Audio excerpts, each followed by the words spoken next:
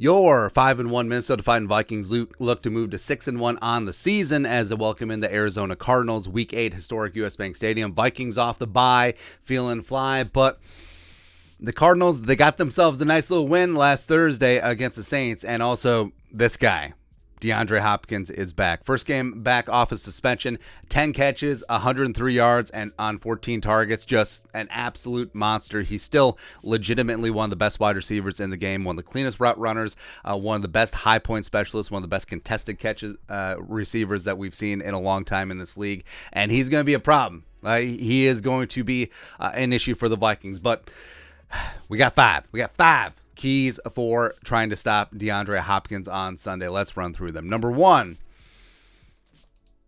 Dantzler shadow. There's an addendum to this. So Cameron Tiny Dantzler, hold me closer, Tiny Dantzler. He is that physical man-to-man guy. His frame may not suggest that, but he is. And I think that he's developed this year. I think he's taken a really nice step. I think the mentorship of Patrick Peterson has really allowed him to evolve and really become the true pros pro that he had potential to be coming out of Mississippi State. There's been a lot of ups and downs for his career so far. We've seen the flashes. It seems like he's really putting it together in year 3. And also, I do think that Arizona and Kingsbury and Kyler, I think what they're going to try to do is, if the Vikings are just going to play sides and just play static defense, they'll try to maneuver, they'll try to motion, they'll try to line up and nuke against Patrick Peterson. I mean, respect, Patrick Peterson is a first ballot Hall of Famer, but he's not that man-to-man guy that he used to be. Lining up against his former teammate Nuke Hopkins, not going to have a good time, or have Nuke in the slot, or have him in a bunch trying to get him on Shandon or a safety. That would be no bueno either. So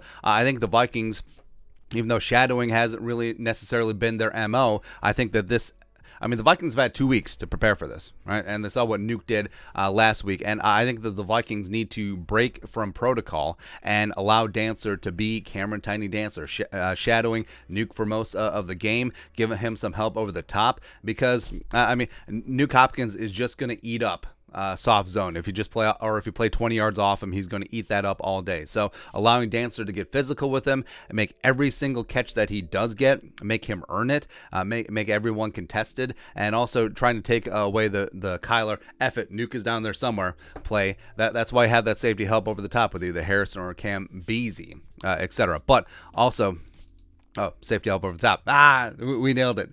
So we bled into the second point, where it does take a village to stop Nuke Hopkins. You're not going to shut him down one-on-one. Even the best cornerbacks in the league, it can't be left on an island against him, because he will still get his. And, Dantzler, respect, is going to be that dude, but a little bit of help over the top, whether it be Harrison Smith, whether it be Cam Beasley. Also, Nuke is kind of like Kyler's safety blanket. Like, he's a completely different quarterback when 10 is on the field versus when he isn't. And I think that Kyler can sometimes rely on that too much. So there will be times when Dantzler will have Hopkins locked down and Kyler will still just loft it up there, and it's an opportunity for one of the safeties to have an interception, make a big-time play, potentially change the game. So that's why you should have him back there. Next up, number 3.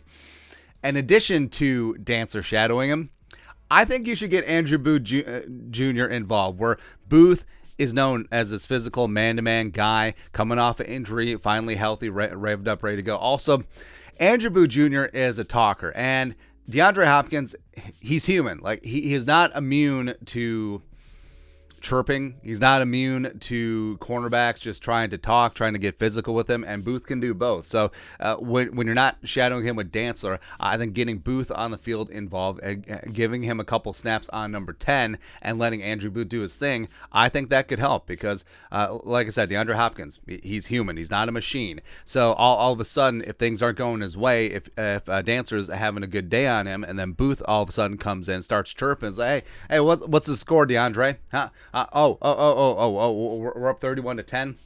Oh, you guys are in catch-up mode, trying to get some garbage fancy time points. Oh, that's right, man. That's right. Or that can weigh on you. That can weigh you just a little bit. And Booth, Booth is more than just like Cortland Finnegan. Like, he's a good talker, but also he can back it up. Next up, key number 4 for stopping Nuke Hopkins. Got to get physical.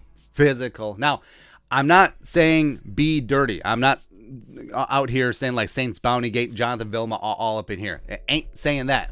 We are not saying that, but with Dancer, with Booth, with a Caleb Evans, with Peterson as well, like you have cornerbacks that are accustomed to belt buckle to belt buckle, man to man, getting physical. And even though the Vikings are playing a lot more zone this season, I think that changes must be made in this specific instance for DeAndre Hopkins, where yes, Nuke does thrive in a physical situation. He's great at getting off the line. He's great in contested catch spots. He thrives on that, but. I mean, just taking a couple shots, especially since this is his only his second game back, so he's working his way back into game shape. I mean, just give him a couple shots, and within the rules, within the boundaries, within everything, like keep it clean for sure, but let him know that you are there. I think that can make an impact on the game. Lastly, key number 5 for stopping Nuke: do not play soft zone. For the love of everything that's holy, if you want to lose, just sit back, have the corner sit back, play cover 2, cover 3, whatever, and then just play soft and marshmallowy against Nuke Hopkins, because Kyler will find him in the zones. And also, the pass rush is the great equalizer, except it's a very different situation. Like, it'd be different if Kyler was like Drew Bledsoe, like a statue back there. Like, that would be fine. Get home with 4 and then drop 7. But even if you get home with 4, like Kyler can scramble out, he can make plays, and if Nuke is allowed to just sit in the dead spots of the zone, show his numbers, show his hands to Kyler, and be able to make some plays, like it will be a death by 1,000 cuts. It's like, yes, I mean, hey, cover 2,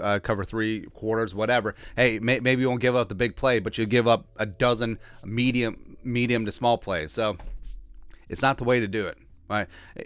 As weird as it sounds, you have to go mano a mano with Nuke Hopkins. You have to man up. You have to get all up in there. But we'll see what happens. We'll see what happens. I'm a little worried. I'm a little worried that it's just going to be that soft shell zone. Hopefully they go home with 4, or they'll be 7-8 yards off of number 10, and then he'll just feast all day. But I guess we shall see. But, I mean, the Vikings, they do have the personnel to be able to shut down Nuke Hopkins, and hopefully Donatel has the courage to deploy them in a manner that they actually can. But that's it. Your thoughts are thoughts. Keys to stopping DeAndre Nuke Hopkins. Let us know your thoughts and our thoughts in the comment section below. Subscribe for daily Vikings takes. Want to support the work? Put a little something in the Venmo. But till next time, Skull Production Value.